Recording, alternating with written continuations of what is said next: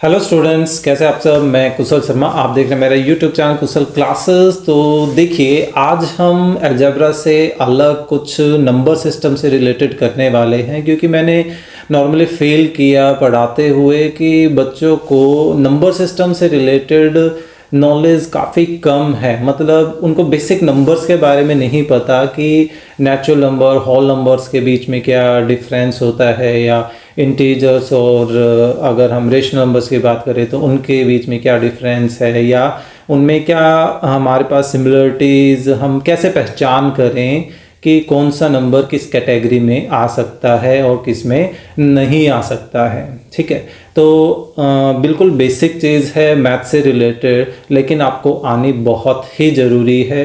तो कोशिश करूँगा कि आज जो मैं ये करवाऊँगा वो आपको बड़े अच्छे तरीके से समझ में आएगा। तो समझ में आता भी है तो प्लीज़ लाइक तो कर ही दीजिए, है ना, अभी कर दीजिए। और अगर आप चैनल पर नए हैं तो प्लीज़ सब्सक्राइब भी कर दीजिए। तो चलिए देखते हैं, स्टार्ट करते हैं। देखिए, नंबर सिस्टम में हम शुरुआत करते हैं सबसे पहले काउंटिंग नंबर से रिलेटेड। यानी कि देखिए, काफ़ी पुराने ज़माने में जब नंबरिंग की शुरुआत हुई तो चीज़ें काउंट करने के लिए शुरुआत हुई थी कि भाई कोई मटेरियल किसी पर्टिकुलर आदमी के पास कितने हैं, है ना, कि उसके पास कितने गाय हैं, भैंस हैं। एनिमल्स के लिए ये काउंटिंग का काम हम स्टार्ट कर सकते हैं कि भाई उसके पास कितने गाय हैं या कितनी भैंस हैं या कुछ और भी है। ठीक है, तो वहाँ तक हमें ये लगता था कि भाई हमारा जो मैथ से रिलेटेड काम है वो इन पर्टिकुलर नंबर से चल रहा है। ठीक है, तो उन काउंटिंग नंबर्स को, क्योंकि वो प्राकृतिक थे, बस काउंटिंग के काम आते थे, तो इसलिए वजह उनको नेचुरल नंबर बोला जाता है ना। तो यानी कि सबसे बेसिक जो हमारे पास नंबर सिस्टम है वो क्या है, नेचुरल नंबर्स का है। ओके, और इसको नॉर्मली हम कैपिटल एन से डिनोट करते हैं। और इसमें कौन कौन से नंबर आते हैं, ये complete numbers 1 2 3 4 5 6 and so on, जो चीज़ें हम काउंट करने के लिए यूज़ करते हैं, है ना। कोई क्वांटिटी हमारे पास अगर नहीं है, कुछ भी नहीं है, तो हम उसको कैसे बोलेंगे हमारे पास इतनी क्वांटिटी है।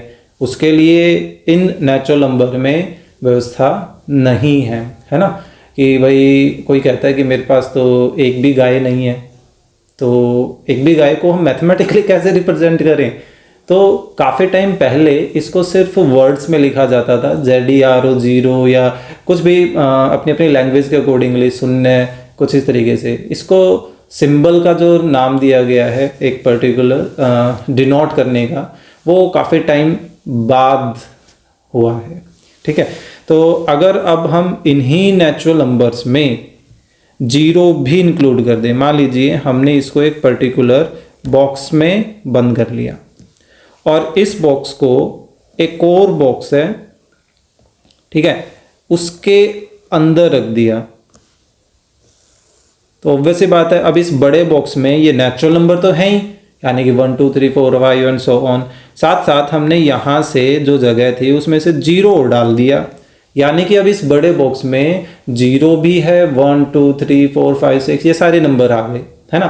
तो अब ये जो नंबर हुआ, अब हमें ये लगा कि भाई अब हमारे पास जीरो भी आ गया है, हम ये कह सकते हैं मेरे पास जीरो गाय है ना। जीरो कुछ भी कार है आज के टाइम के अकॉर्डिंगली अगर हम बात करें, तो ऐसा लगा कि भाई हमारा काम जो है पूरा हो गया है, होल क्वांटिटी हमारे पास आ चुकी है। तो इसी वजह से इनको क्या बोला जाता है, होल नंबर्स बोला जाता है। Whole numbers, WHO, whole numbers. ठीक है, और इनको नॉर्मली डिनोट किससे किया जाता है, W से डिनोट किया जाता है। दैट मीन्स कि इसके अंदर जीरो से लेकर up to so on positive में कंप्लीट नंबर सभी हैं। क्लियर।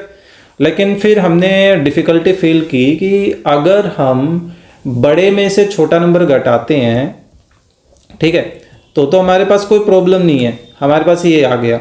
लेकिन अगर हम छोटे में से बड़ा नंबर घटाते हैं तो हम इस कलेक्शन के अकॉर्डिंग तो आंसर नहीं कर सकते, है ना।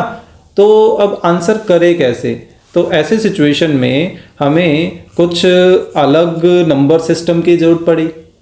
तो ऐसे सिचुएशन में अब हम करें क्या, तो हमने ये किया कि ये जितने भी हमारे पास होल नंबर्स हैं इनको एक और नए बड़े बॉक्स में डाल दिया, ठीक है।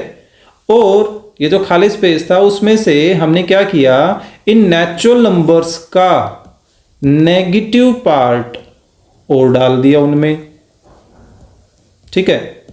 तो अब हमारी ये जो इस तरह की प्रॉब्लम्स थी वो अब दूर होने लग गई।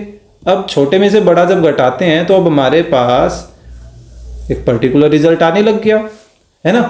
तो अब ये जो कलेक्शन बना नया बॉक्स, इसमें वो नेगेटिव नेचुरल नंबर्स भी हैं, वो जीरो भी है, वो नेचुरल नंबर्स भी हैं, है ना। हालांकि नेगेटिव नेचुरल नंबर बोलते नहीं है, लेकिन मैं बस समझाने के लिए बोल रहा हूँ इस चीज को, क्लियर। तो अब ये जो कलेक्शन बना इसको क्या बोला जाता है, इसको बोला जाता है इंटीजर्स। इंटीजर्स में एक्चुअल में हमारे पास सिर्फ कंप्लीट नंबर्स आते हैं। कंप्लीट का मतलब जिसमें डेसिमल्स नहीं आती हैं, क्लियर। तो इस तरह के कलेक्शन में हम इसको डिनोट किससे करते हैं, जेड से डिनोट करते हैं। तो देखिए अब जो ये छोटा कलेक्शन है, इस छोटे कलेक्शन को हम इस बड़े कलेक्शन का भी नाम दे सकते हैं कि ये जितने भी नेचुरल नंबर हैं ये सभी के सभी होल नंबर भी हैं, ये सभी के सभी इंटीजर्स भी हैं। क्यों, क्योंकि इंटीजर के बॉक्स में ही तो लाई कर रहे हैं ये छोटे वाले बॉक्सेस, है ना। तो यानी कि यूं समझिए हम छोटे वाले बॉक्सेस को बड़े वाले का नाम दे सकते हैं। जैसे नॉर्मली जब हम छोटे होते हैं तो हमें अगर कोई हमारे नाम से नहीं जानता है तो हमें हमारे पापा या मम्मी के नाम से जाना जाता है कि भाई ये उनका लड़का है, लड़की है, जो भी है ना। तो यूं समझिए कि छोटों को बड़े का नाम दिया जा सकता है, लेकिन बड़ों को छोटे का नाम नहीं दिया जा सकता है कि रैंडमली हमने ये बोल दिया कि -1 क्या होल नंबर है, नहीं है। क्या नेचुरल नंबर है, नहीं है, ठीक है। तो आप कलेक्शन वाइज ध्यान रखिए, सबसे छोटा कलेक्शन नेचुरल नंबर का है, तो आप हर नेचुरल नंबर को होल नंबर या इंटीजर्स कुछ भी बोल सकते हो, लेकिन हर होल नंबर को क्या आप नेचुरल बोल सकते हैं, नहीं। तो वहां पे एक्सेप्शन क्या आ गया, 0। ऑल होल नंबर्स जो हैं वो नेचुरल नहीं होते, कुछ हो सकते हैं, बात कुछ की नहीं है, बात ऑल की है, ठीक है। अब फिर यहां तक ठीक लगा, लेकिन फिर हमने फेल किया किस तरह की प्रॉब्लम्स में कि मान लीजिए हम एक इस तरह के नंबर्स को डिवाइड करते हैं तो हमारे पास कुछ ना कुछ ऐसा रिजल्ट आ रहा है जो हमारे पास ऑलरेडी है ऐसा नंबर। लेकिन अगर मैं इसी चीज़ को उल्टा कर देता हूँ, ठीक है, या कुछ इस तरह का मैं डिवीज़न लेकर चलता हूँ, तो अब हमारे पास कोई ऐसा कलेक्शन है जो इसका आंसर कर पाए, नहीं है, है ना। तो ऐसे सिचुएशन में अब हमें और ज़्यादा नंबर्स की रिक्वायरमेंट हुई, और ज़्यादा नंबर की भूख लगी हमें, है ना।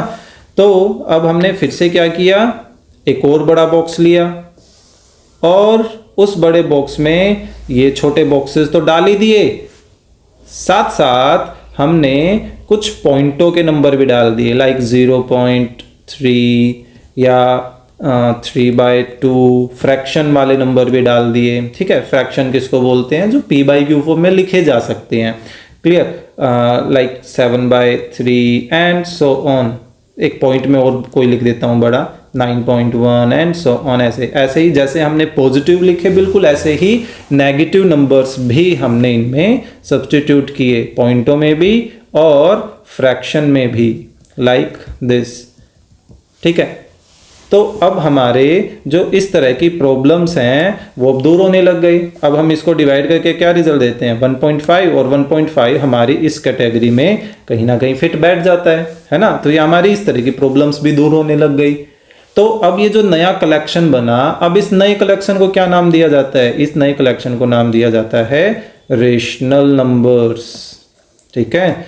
और इसको डिनोट नॉर्मली किया जाता है क्यू के साथ, ठीक है। फिर यहां तक भी ठीक था। फिर से हमारे पास कुछ टाइम के बाद और टाइप की प्रॉब्लम्स आने लग गई, जैसे कि रूट के अंदर अगर 4 आता तो उसका रिजल्ट 2 आ जाता था, जो हमारे पास ऑलरेडी कहीं ना कहीं है। लेकिन रूट के अंदर अगर कोई ऐसा नंबर आ जाए तो ऐसा मतलब प्राइम टाइप का कि प्राइम नंबर आ गया या प्राइम से बना हुआ कोई नंबर आ गया, तो भैया हमारे पास तो आंसर नहीं है, कहाँ आएगा भाई, ये तो गड़बड़ हो गई। तो हमें और एक्स्ट्रा नंबर्स की ज़रूरत पड़ने लगी। ठीक है, तो अब क्या हुआ कि ये जो टाइप बनने लग गई, ये टाइप की एग्जैक्ट वैल्यू नहीं निकाली जा सकती है कभी भी। ठीक है, तो इसी वजह से इनको एक नई कैटेगरी से बिल्कुल डिफरेंट कर दिया, डिफरेंशिएट कर दिया, एक नया बॉक्स बनाया गया। ठीक है, उस नए बॉक्स में किस तरह के नंबर रखे गए कि रूट के अंदर प्राइम नंबर्स आ जाएं, क्लियर, और उनके अंदर हमारे पास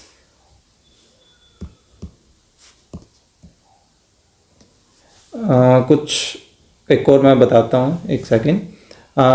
पाई की वैल्यू हो गई, है ना, क्योंकि पाई जो है वो नॉर्मली कैसा होता है 3.1417 एंड सो ऑन, ये चलता रहता है।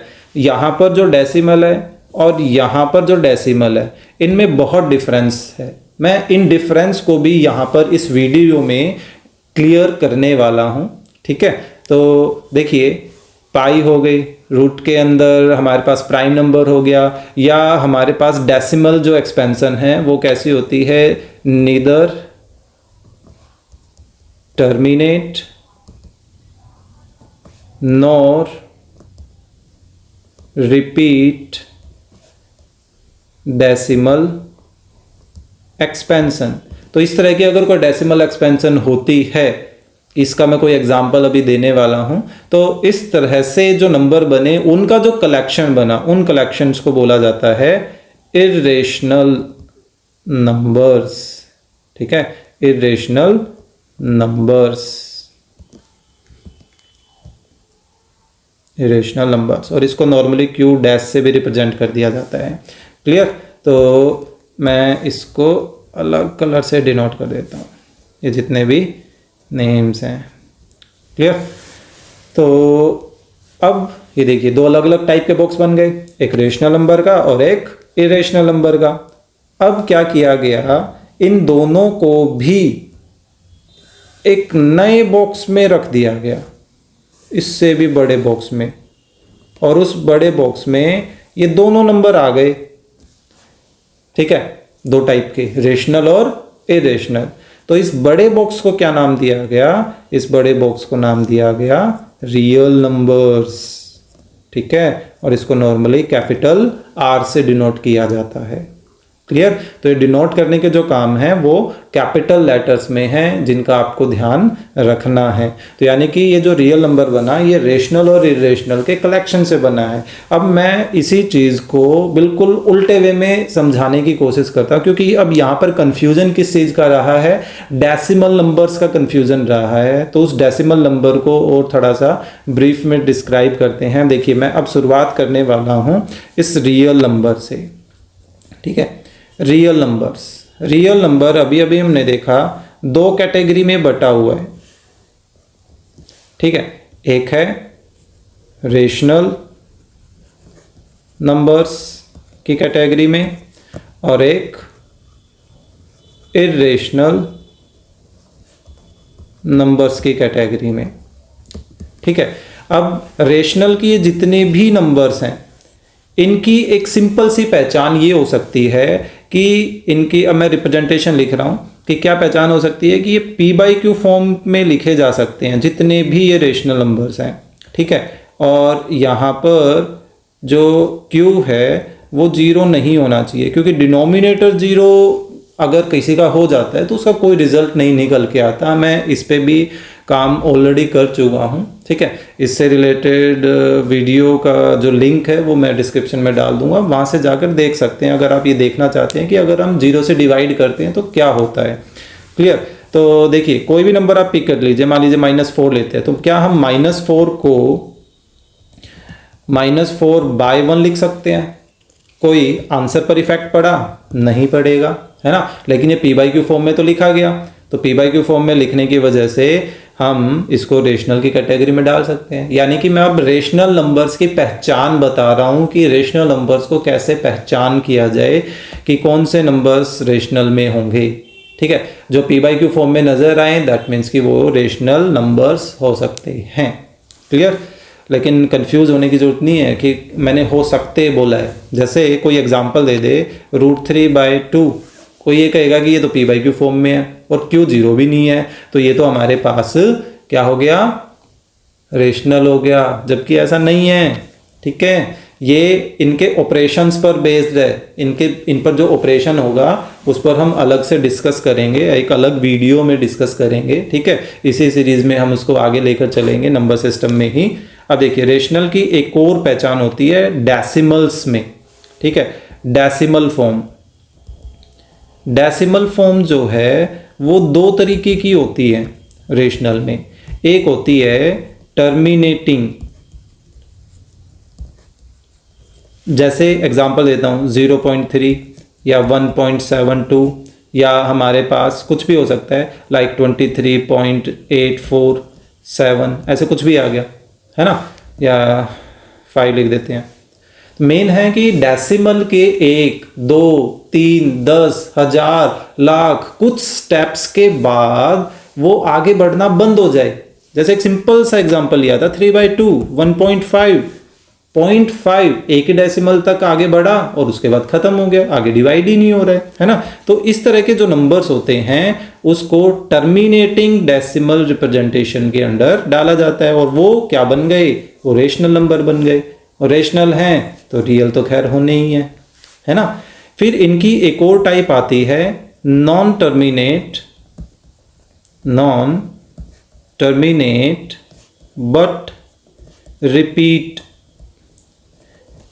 टाइप की डेसिमल एक्सपेंशन। जैसे कि एक एग्जांपल देता हूं कि मान लीजिए आप 5 को 3 से डिवाइड करते हैं।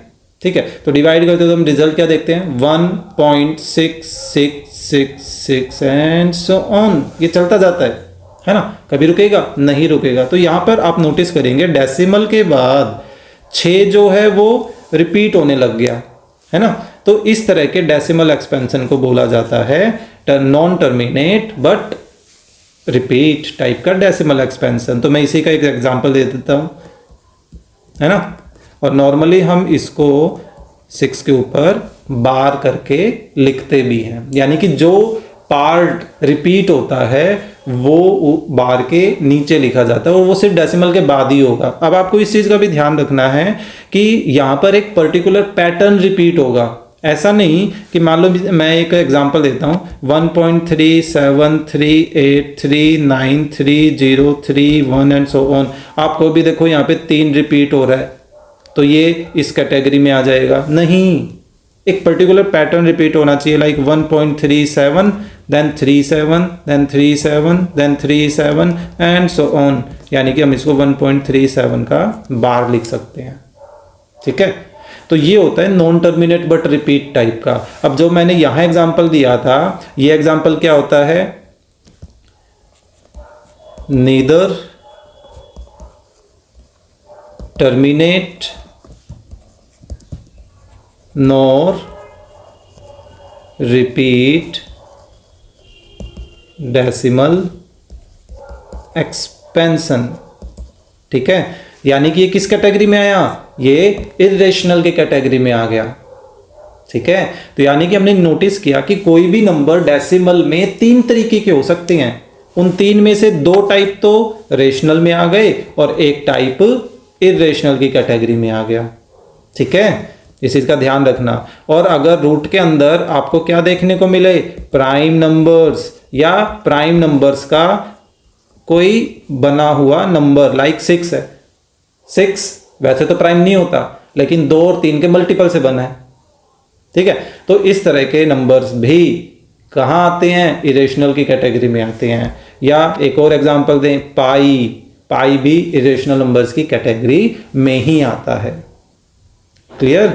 तो ये जो नंबर सिस्टम है, आपको बेसिकली इस नंबर सिस्टम के बारे में बिल्कुल पता होना चाहिए। मैंने बिल्कुल अच्छे तरीके से स्टार्टिंग सबसे छोटा जो कलेक्शन है उससे स्टार्ट किया, सबसे बड़े कलेक्शन पर भी आ गया मैं रियल नंबर, हालांकि इससे भी बड़ा कॉम्प्लेक्स नंबर होता है। फिलहाल मैं 10th लेवल तक के अकॉर्डिंगली इसको एक्सप्लेन कर रहा हूँ।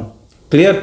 और फिर मैंने बिल्कुल इसका उल्टा इसलिए किया ताकि मैं डेसिमल एक्सपेंशन को और थोड़ा अच्छे तरीके से एक्सप्लेन कर सकूं। क्लियर। तो होपफुली आपको ये जो नंबर सिस्टम का लॉजिक है वो समझ आया होगा। So please click the like button and share the video with your classmate. और अगर आप चैनल पर नए हैं तो प्लीज़ सब्सक्राइब भी करिए और कमेंट करके ज़रूर बताएं कि आपको ये कंटेंट कैसा लगा और आप किस तरह के कंटेंट चाहते हैं, क्या चीज़ आप समझना चाहते हैं, क्या बेसिक समझना चाहते हैं, वो भी कमेंट करके ज़रूर बताएं ताकि मैं उससे रिलेटेड वीडियो बनाऊँ। सो चलिए मिलते हैं नेक्स्ट वीडियो में।